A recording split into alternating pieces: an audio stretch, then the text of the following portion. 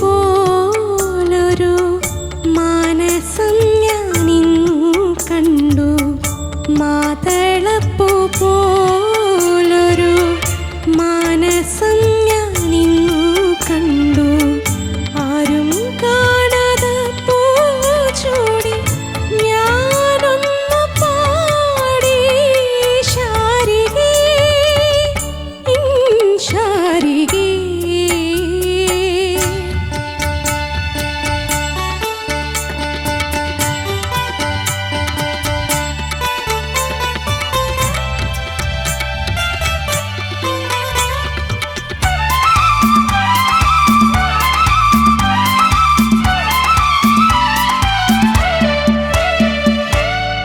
ഞാനൊരു ഗാനമായി വീണ പാടും വീണമായി.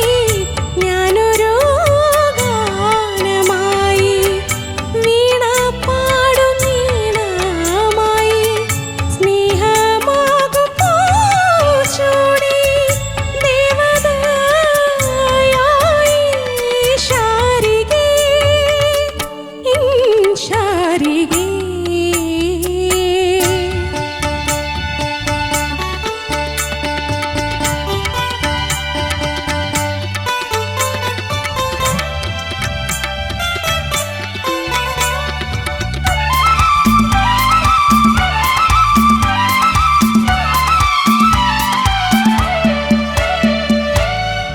ഇന്നിൻ്റെ കിളിവാതിലിൽ പാടി നീ വിടരാൻ വിതുമ്പുമേതു പൂവിൻ ഗാനം. ഇന്നിൻ്റെ കിളിവാതിലിൽ പാടി നീ വിടരാൻ വിതുമ്പുമേതു പൂവിൻ ഗാനം. ഏഴിലം പാലപ്പൂത്തു കാതിലോല കാറ്റിലാടി. ഏഴിലം പാലപ്പൂത്തു കാതിലോല കാറ്റിലാടി.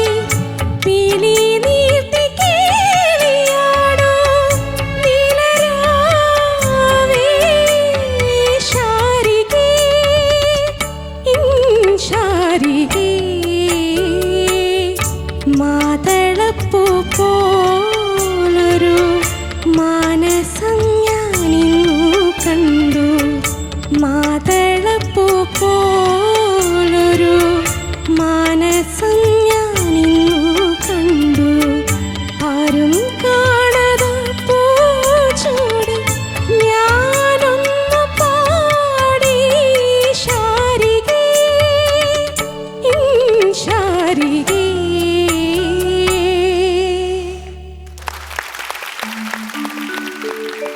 ശ്രേയ യെസ് ചേച്ചി. എങ്ങനെ പാടി?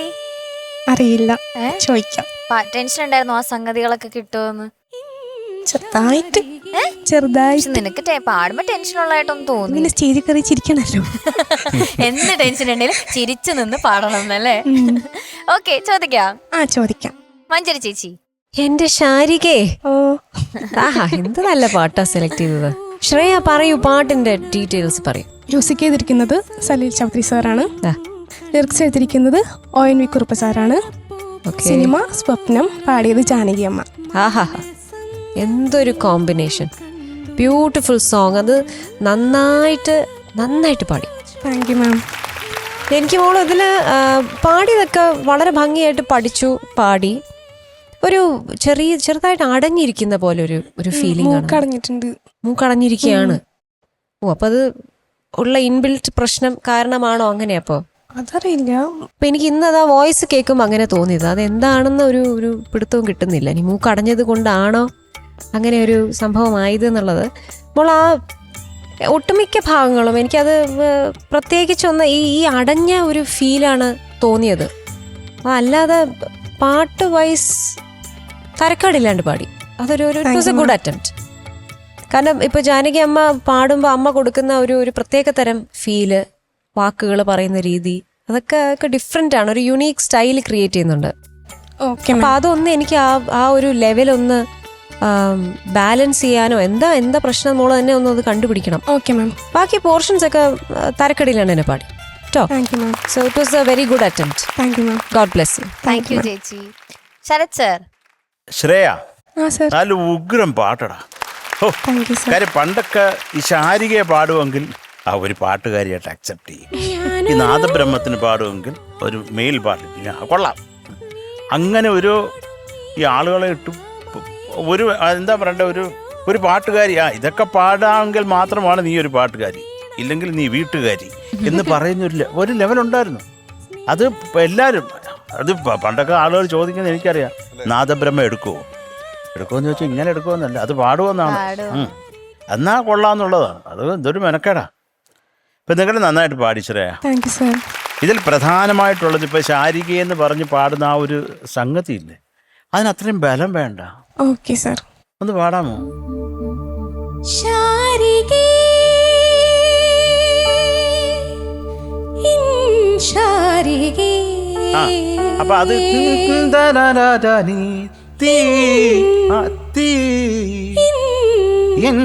അത് വേണ്ട. ഇപ്പോഴും ഉണ്ട് അത്. എന്നൊരു ഐറ്റം കൂടെ അത് വേണ്ട. അത് ശാരികേ ശാരികേ. അപ്പൊ ഇത് നമ്മൾ മനസ്സിലാക്കി വേണം പാടാൻ എന്നുള്ളതാണ് ഞാൻ പ്രധാനമായിട്ട് പറയുന്നത്. പിന്നെ മാതളപ്പൂ പോലൊരു മാനസം ഞാൻ ഇന്ന് കണ്ടു. ആ കണ്ടു ഒന്ന് പാടാമോ? മാനസം പാടിയാ മതി. മാനസം ഞാൻ ഇന്നു കണ്ടു. ഇന്നു കണ്ടു ഇന്നു കണ്ടു. അടുത്ത ഇന്നു കണ്ടു. ഇന്നു കണ്ടു. അതൊക്കെ നോക്കിക്കോളുക കേട്ടോ. പിന്നെ ആ മേളിലുള്ള സംഗതിയൊക്കെ നല്ലതായിരുന്നു. അതുപോലെ ഇതൊന്ന് പാടിക്കേ. നീലരാവേ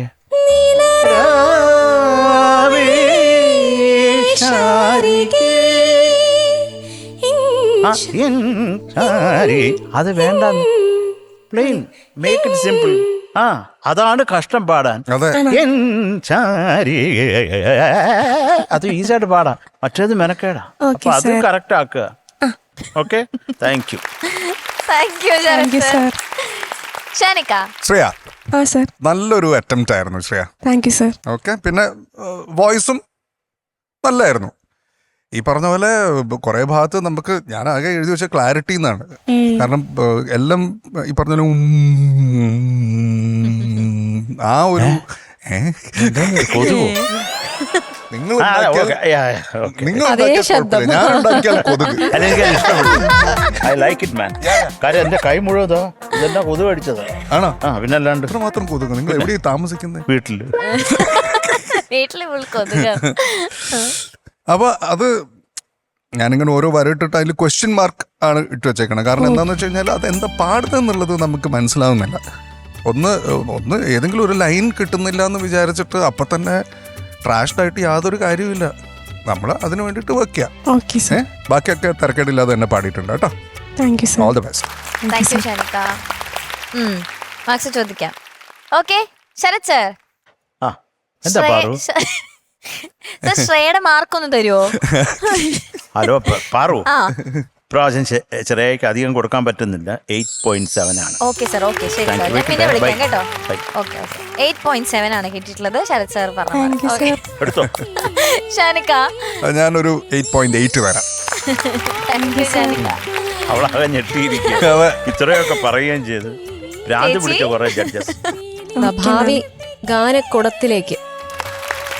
okay so total 17.5. Thank you ചേച്ചി.